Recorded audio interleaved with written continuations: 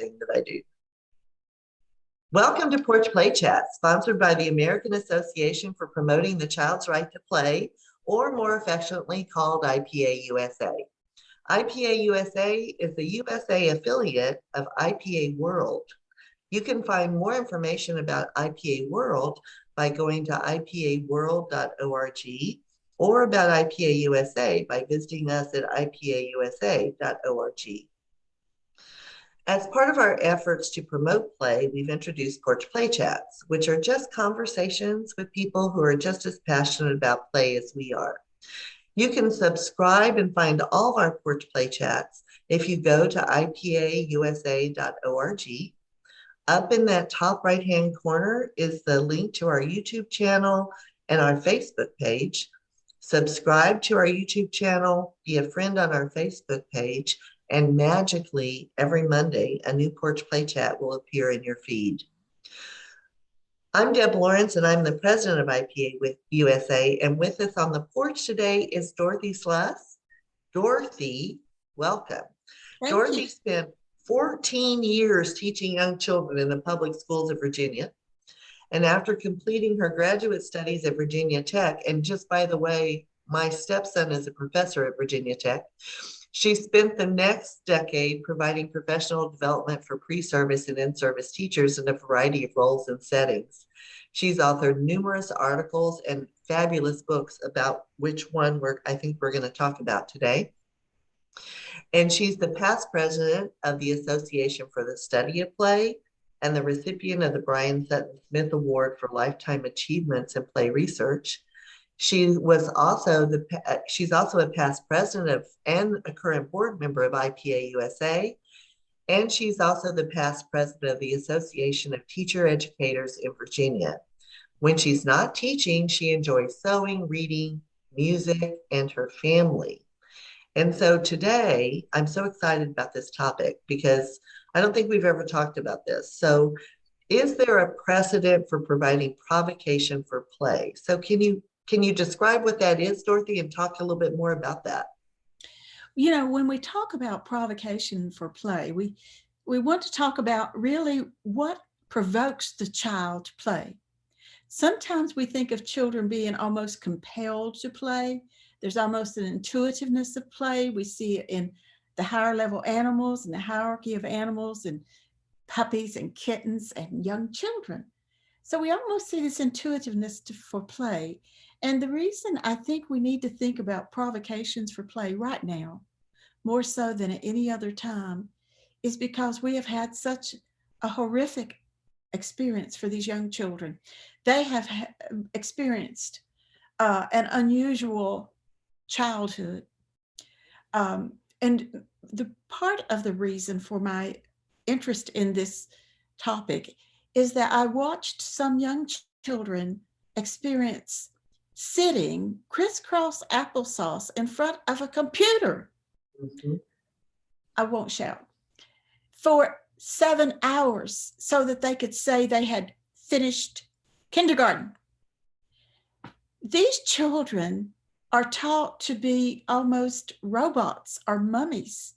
They are all wrapped up in the silence and the power and the control that people are taking away from these young children. So how do we unwrap this and really provide this provocation for them to be released from crisscross applesauce, sitting in front of a computer and actually engaging in creative play?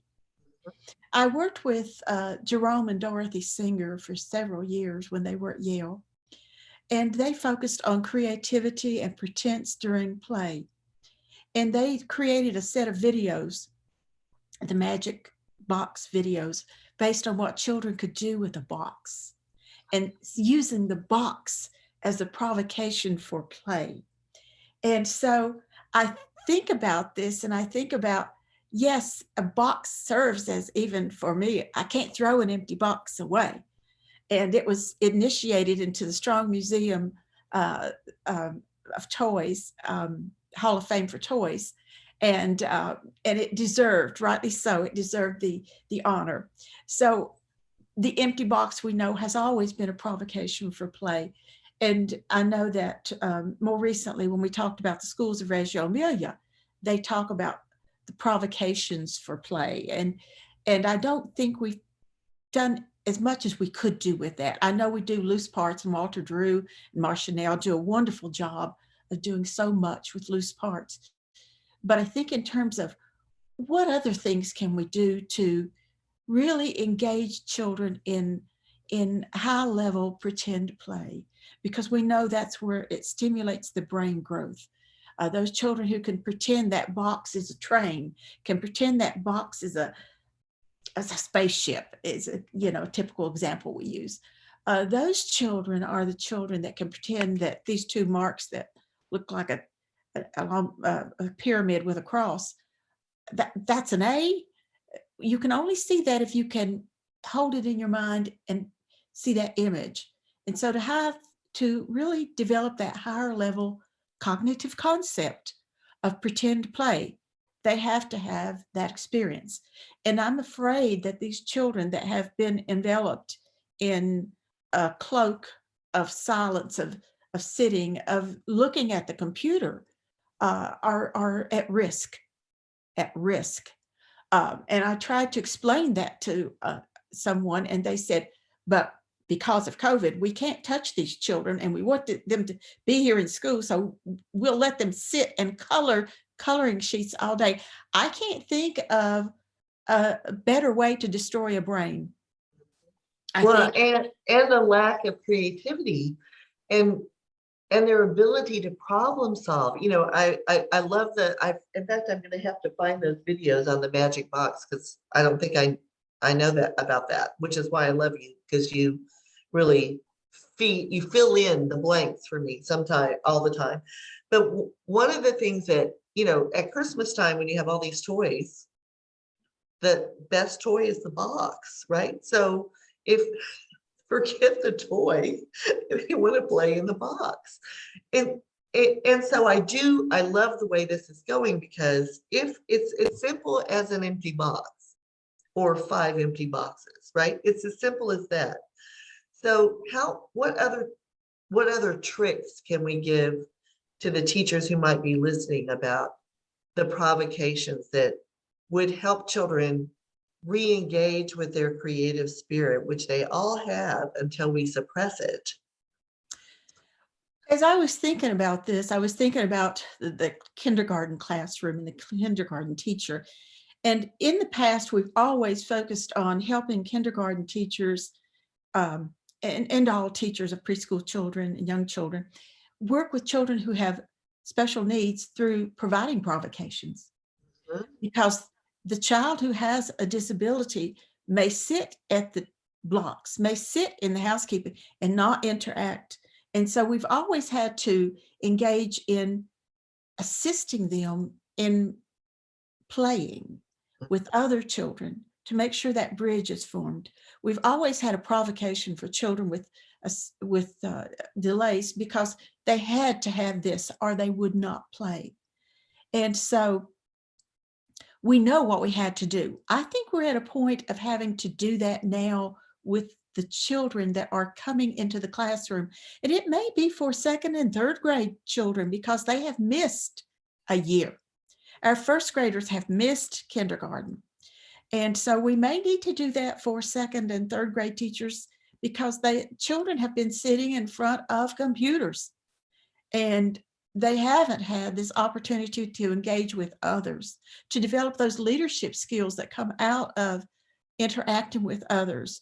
They haven't been engaged to pick up the blocks, pick up the housekeeping, to really discover how they might work with these materials.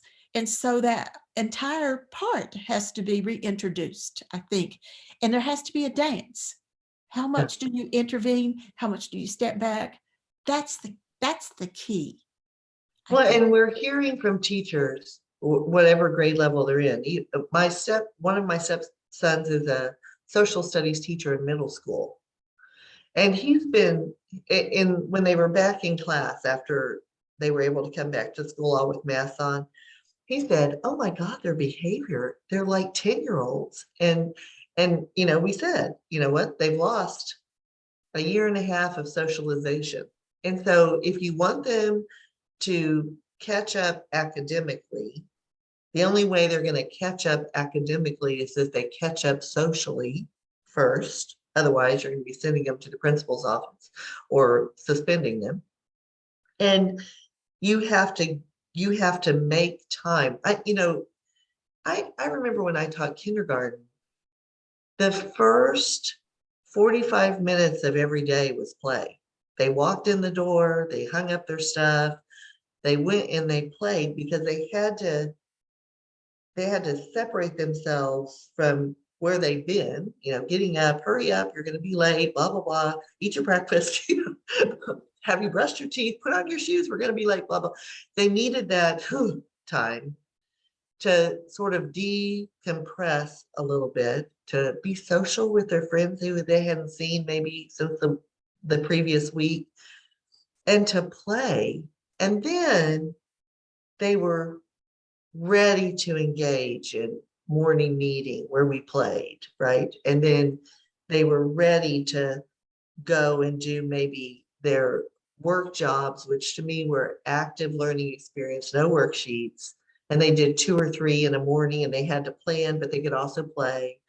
And they were all hands-on experiences that I was able to align with the standards, of course, and the skills that they needed to do, but they were playful and they were more like provocations.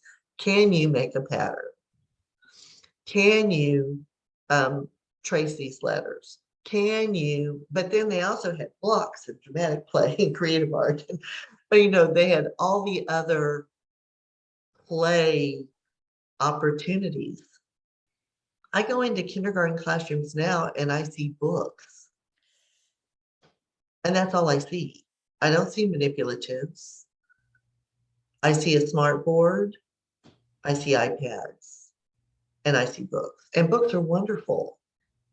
But, right? So I think we have to shift gears, or we have to just throw everything up and start all over, right? So, and I'm not sure people feel confident doing that, but I think you can make a case to your principal if you want them to catch up. And, the whole thing was like, we have to catch them up for a year and a half. And what would that look like? Worksheets, right? And teacher didactic instruction. I was just like, no, they need to play. If we can somehow or another, we should write an article, Dorothy. If yes. we can, let's reset. It has to be something about changing the paradigm or changing the expectations or resetting the frame of development. We have to do something.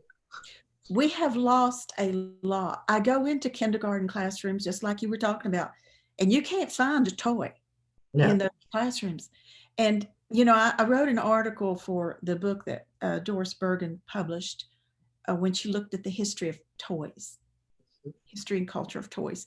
And toys served as the first provocations for play. That's why the toys were developed. If you look at the history of toys, what are toys? They're provocators.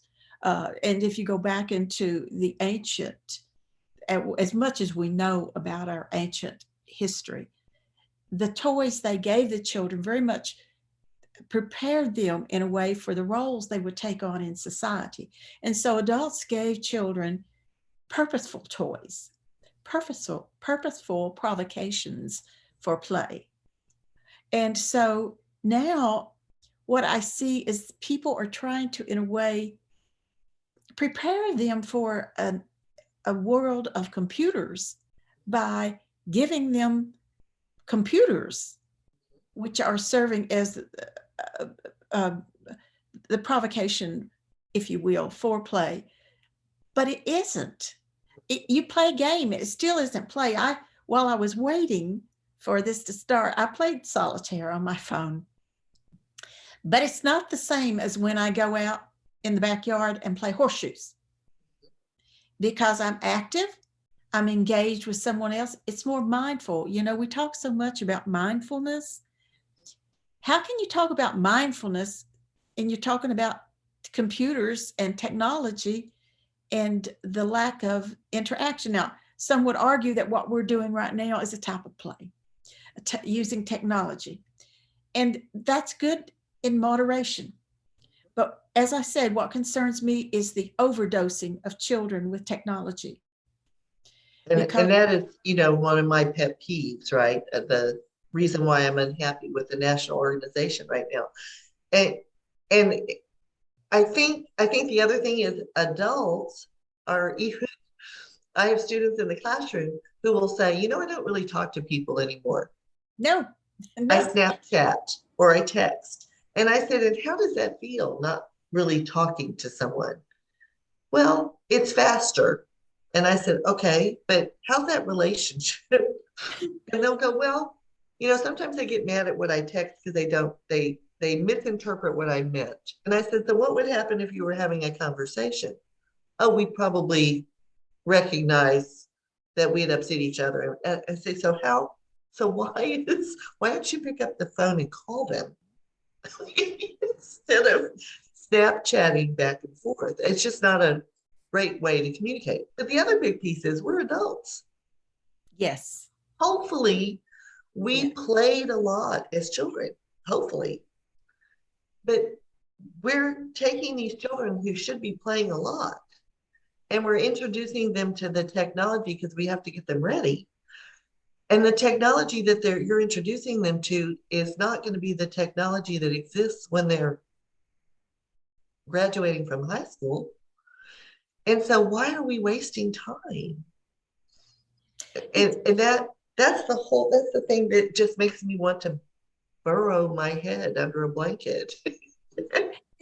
I'm there with you. I'm right there with you because, I think about, you were talking about what can kindergarten teachers do in the classroom for provocation. And I'm not sure I answered that well because yes, boxes, just putting a box out, you'd be amazed with what children will do with the box, and putting, different things, unusual things, put a sheet out. You'd be surprised. I mean, it doesn't all have to be, loose parts are grand. Don't get me wrong. As I said before, but there's so many other things too. And that's what the singers were all about, engaging in large group, sophisticated, high-level play, pretend play that you see typically at the end of kindergarten or beginning of first grade. And that's where Vygotsky talked about it, being at the cusp of really where they're ready to learn to read. And that's what we're missing. Think of all the language that they're using when they're assigning roles with their peers and they're coming up with the play script that they're going to do in their activity, and then they're changing. Oh, that didn't work, so let's change those rules, and now you're going to do this and you're going to do this. Oh my God, it's all of those rich language experiences working together to cut for a common goal. All of those things that 21st century learning says we need to be doing, right? And think of the integrated nature: social, language, emotional, cognitive, physical. And I should bring sheets into my classroom. That's the one I haven't. I used to build the most amazing forts. Didn't you build the most amazing forts? Oh my God, I loved forts. I dragged every dining room chair into my bedroom, and I'd go to the linen closet, and bless my mom's heart, she let me do it. And I'd grab like 5 sheets and I'd do different heights and I'd tice them up. And I had a fort for days that I played in. And, I should bring sheets into my classroom and say, let's make a fort. That would be so much fun. But again, they're simple things, right? Yes. Simple. I remember as a teacher, I put lace over one of the climbing structures in the toddler room so I could make sure no one was biting each other in there. I could see through the lace, but they felt like they were hidden. I did that all the time as a toddler teacher. So it is these simple, we could go back to Froebel's gifts. Yes. If you think about Friedrich Froebel's gifts, those were his provocations. that were simple. No electronics, no flashing lights. It just simple toys that children explored, manipulated, used their imagination with. And so we really have gone down the wrong path. And I think it's time that we shock the system. I think we have to. It's just, I think of what has happened to play in terms of what has happened to our dietary system in the United States. Stay with me with this. We went from having 3 meals a day, sit down, have dinner at night. We ate vegetables, a lot of plain food, but, there were 6 of us around the table all the time, and we had grand conversations. Some not so grand, but we had conversations. But we went to fast food because we have more time. Well, time for what? Now we have a nation of obese children. The obesity rate in this country is skyrocketing, and we're having to do things to address this problem.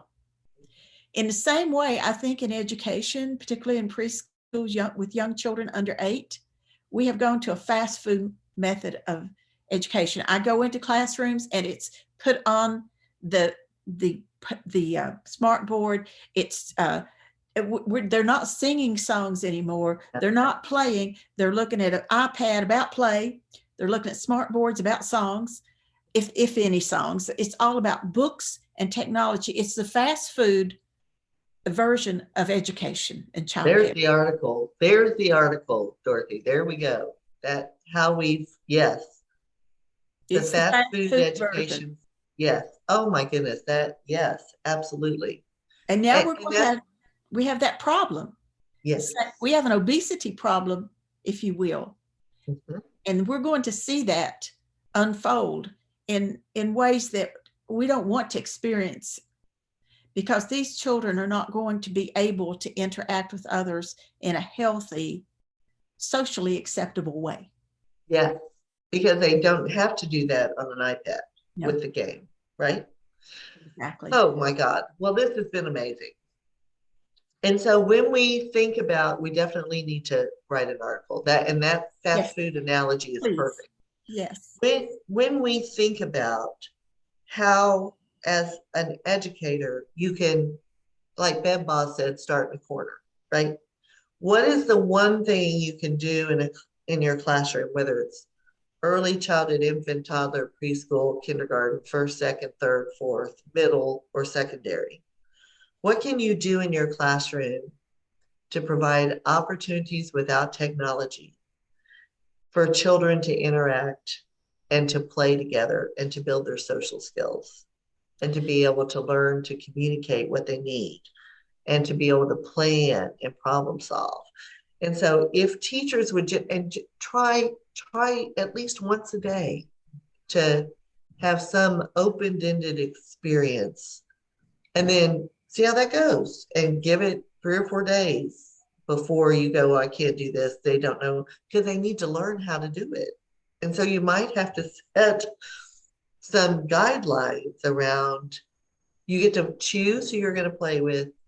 You get to choose where you're going to play, and give them those choices so that they're more engaged in the activity. And you don't have to have an outcome. Just let them play. Just let them play and observe and see what happens. And then when that works, because it will, when that works, then how could I do one of these experiences in the morning and another one in the afternoon? And then continue. And the other thing and this is the part that I don't get, the other thing that helps you do then is you're not in charge anymore. You're actually able to observe them.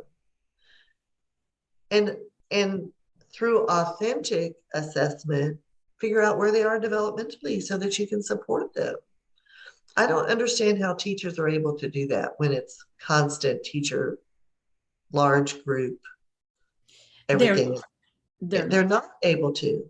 And so we're not really doing children a service, and you're not really doing what you know you need to do because you're so stuck in what you're required to do. So I'm going to tell you to take some risks, right? Just stretch yourself a little. I think it has to start with looking at, years ago, we looked at balance. And Yes. when school started, elementary school started, there was a balance of sitting time and moving time. So children would remember the one room schoolhouse. I didn't attend one, but my husband did. And he said, you had in the morning, you had to sit as much as you could, and then you had recess. You came back in and you sat down, and then you had lunch. Mm-hmm. And then you sat back down and you had recess in the afternoon. Mm-hmm. Then you sat back down and you could go home. There was a balance of work, play, work, play. We have destroyed, we have taken, with the large schools that exist with maybe 6 kindergarten classrooms, we've taken away that balance of outdoor time and indoor time. So much so that now the forest schools are a huge movement. Let's take them outside. But I think let's revisit that original model, the balance. And so I would encourage teachers to look at their classroom. Is there a balance of sitting time, moving time? And if they're sitting in front of a computer more than an hour a day, I would say look at your schedule, take it apart, and take some risk and eliminate that sitting time for an hour a day. Children should never sit more than 20 minutes. If they're sitting more than 20 minutes, you've lost them. Mm-hmm. And we're doing something to their bodies, but also to their minds. In that mind and body connection, the people who started schools did it based on what they knew about children. Children need to move. And we've almost put it in a box and called it PE, and they go to PE, and that's okay. So they go to PE on Wednesday, so I don't need to have any movement for the rest of the week. And it's true. It's true. I've seen this and I've heard this. And so, but I would challenge teachers, look at the balance of movement in your classroom, of the time for children to engage in a provocation for play, and time to sit and listen to those powers that be that know so much. And so I encourage teachers to do this. I talked to a teacher one time who was struggling because so many, 95% of her children were on some kind of medication for ADHD. True story. True story. And the principal wanted to ask me what was going on in that classroom with those children. And so I went in, and the teacher had them come in the morning and sit crisscross applesauce in circle. They're having circle. She said, I had circle and I have playtime, and then we have lunch, and then we have recess, and I don't know what's going on. Well, they had circle crisscross applesauce for 2 hours. 2 hours of the teacher sitting on a stool, pointing with a stick and having the children recite what she said. You can't even make this stuff up. And then they would go to lunch, because by then it was lunchtime. They'd come back and they had to sit again while she read a story. And then she had some worksheets. And then they had their special classes, whatever they were, and they went home. Well, you tell me whether or not you could go through that schedule every day. You'd have to medicate me with a lot. And I still don't know if I could do it. And what we're doing to their bodies with that medication, that's not necessary, because the expectations you have for this age group are out of line. Exactly. I mean, Bruce Perry tells us that you can't, and Vygotsky tells us that it needs to be just above their level of where they are developmentally in order for them to leap that zone. If it's way up here, they just give up. It's too hard.